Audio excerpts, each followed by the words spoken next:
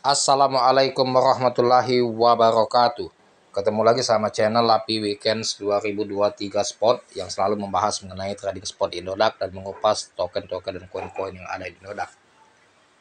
Oke teman-teman, kali ini saya akan mereview token Polino via USDT di Indodax ya.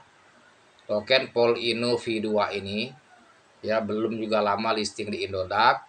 Sempat dia pump tapi kini mulai koreksi dan bahkan marketnya crash, dan ini merupakan momen tepat untuk masuk teman ya, untuk menambah muatan karena Polino ini masih akan berpotensi big pump ya.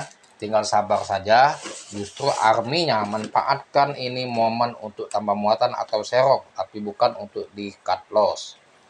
Nanti kita lihat data dia di CMC teman-teman ya, apakah token ini potensial atau tidak. Tentunya kalau kita lihat dari data dari CMC ini luar biasa sekali token Polino ini. Jadi ya, menurut hemat saya marketnya di saat menjadi nolnya ada 7 via USDT ini momentum bagus untuk menambah muatan. Karena dia biasa bermain di 06 via USDT. Begini market di 07. Kalau kita lihat dari candlesticknya teman-teman, dari analisa teknikal di Indodax, bahwasannya ini pasti akan berpotensi recovery ya, dan ini bahkan bisa next time akan bisa big pump. Nah, banyak trader yang khawatir ketika dia koreksi menambah 01 dari bermain 06 ke 07 ini, mereka khawatir mungkin banyak juga yang cut loss bagi scalper ya. Scalper memang tidak tahan ketika market berminggu-minggu crash dan tidak recovery, maka akan mengambil tindakan yang namanya cut loss. Karena jarang sekali scalper itu menggunakan uang dingin, bahkan mereka menggunakan uang yang panas yang untuk diputar dalam hitungan jam maupun hari. Jadi ketika market ngebanting 2-3 hari atau 1 minggu, market tidak recovery, maka mereka mengambil tindakan ya, cut loss untuk memindahkan ke token lain yang sudah di depan mata bullish. Itulah para trader pada umumnya. Tetapi kalau para scalper yang sudah piawai atau berpengalaman, mereka justru masuk tidak secara all in, mereka masuk bertahap dan juga ada anggaran khusus untuk bermain di scalping. Kalaupun market ngebanting, dia enjoy karena dia sudah paham dengan data token yang dibelinya. Tentunya dia sudah melakukan analisa fundamental terlebih dahulu sebelum memutuskan memilih token yang mana yang akan diperdagangkannya serta menentukan open posisi masuk. Tentunya mereka sudah melakukan analisa teknikal untuk menentukan kapan saat tepat untuk masuk dan kapan pula saat tepat untuk menjual. Jadi para trader tentunya teman-teman harus didasari oleh ilmu, baik kita bermain trading spot di Indodax maupun bermain di token micin. Tidak bisa kita trading hanya mengandalkan feeling atau tebak-tebakan ataupun intuisi, dan itu harus didasari dengan ilmu analisa. Kalau kita bisa menganalisa token yang jelas, kita bisa minimalisir risiko. Kalau tanpa analisa, maka kita akan mengambil keputusan tanpa didasari dengan suatu data yang valid, sehingga untuk menentukan open posisi masuk dan juga memilih token yang akan diperdagangkan hanya berdasarkan FOMO yang tersebar di suatu komunitas seperti di Telegram maupun di chat-chat Indodax. Jadi untuk pemula ya diwajibkan untuk kita mendalami ilmu tentang trading kripto jika ingin cuan bermain kripto ya. Dan tidak menutup kemungkinan kalau kita membeli suatu token hanya berdasarkan FOMO maupun menjual token berdasarkan kena put, sehingga kita beli di harga pucuk ya ketika mendapatkan FOMO dan juga menjual di harga bawah di saat pudar menghembuskan rumor ya mengenai token tersebut, menakut-nakuti ya agar kita menjual di saat market bearish. Tentunya para trader harus didasari oleh ilmu ya, sehingga bisa menentukan open posisi masuk untuk membeli token yang kita pilih, yang kita anggap potensial untuk next time yang akan datang. Polino V2 teman-teman, pasca dia listing di Indodax, dia pernah big pump walaupun tidak lama, kemudian market crash. Dan itu saya pernah waktu dia big pump saya scalping, lumayan dapat profitnya, tetapi tidak saya holding karena dia baru listing itu masih merupakan breakout awal, masih test drive bullish. Jadi dia bullish itu belum secara permanen, hanya sebagai mencari sensasi di hadapan para trader di Indodax.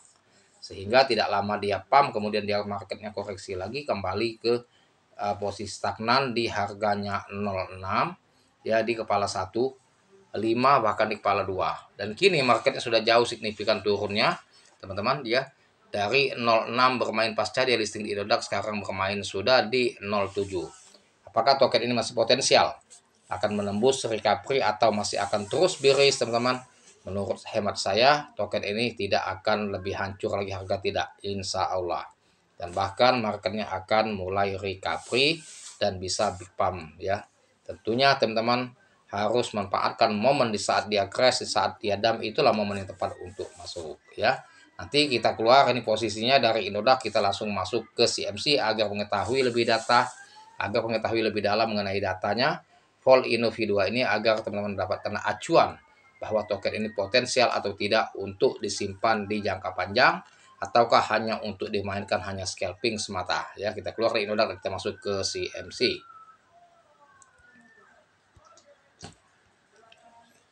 Nah, ini kita sudah masuk di CMC Coin Market Cap teman-teman. Melihat datanya harga Vol Innovi 2 ini masih posisi rupiah yang saya setting ya. Tuh. Jadi kapitalisasi pasarnya kalau dalam bentuk rupiah itu 702 miliar. Sirkulasi supply, kapitalisasi pasar yang sepenuhnya terdilusi 884 miliar ya. Tuh. Sedangkan volume transaksi 24 jam terakhir 251 miliar. Teman-teman ya, ini transaksinya luar biasa sekali. Jadi token ini bukan kacangan, ini luar biasa sekali. Next time akan luar biasa. Dari total supply, maksimal supply 69 triliun dan sirkulasi supply sudah 79%, 54,7 triliun token. Artinya masih sekitar 21% ya suplanya. Apakah ini akan next time bisa di harga 10 rupiah atau 100 rupiah? Bisa ya. Karena supply hanya sedikit lagi, dan jika dia melakukan pembakaran maka token ini akan semakin tinggi. Kontrak Vol Innovi 2 itu mempunyai 3 jaringan, teman-teman. Di jaringan BIP20 dan juga di jaringan Ethereum dan Polygon. Di jaringan BIP20 ini ya, token Vol Innovi 2 itu mempunyai holders 44.450 address, lumayan banyak di jaringan BIP20 dengan total supply 61 miliar token, 69 miliar token.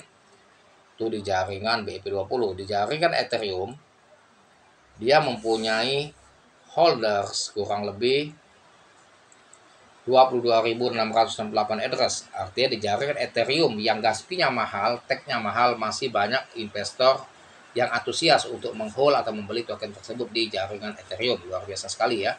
Dengan total supply 69 triliun token. 69 miliar token. Sedangkan sirkulasi supply sudah 54,7 triliun token. Ini jumlahnya total 69 triliun token. Artinya sudah 79%, masih 21%. Vol Innovi 2 teman-teman sudah diaudit oleh Certik ya, artinya smart contract dia sudah diaudit oleh auditor terpercaya Certik. Kode verifikasi smart contract itu sudah diaudit dan mempunyai skor yang luar biasa sekali, 92,89%. Jadi tidak ada dikhawatirkan untuk Vol Innovi 2 ini. Bahkan next time harganya akan to the moon ya, menyentuh new ATH dan gila-gilaan untuk yang masa akan datang.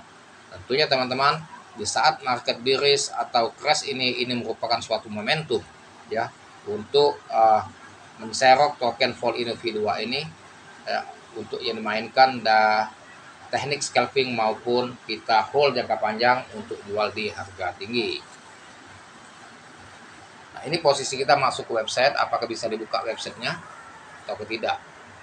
Ini kayaknya tidak bisa dibuka. Kita kalau mau masuk mungkin lewat Chrome ya.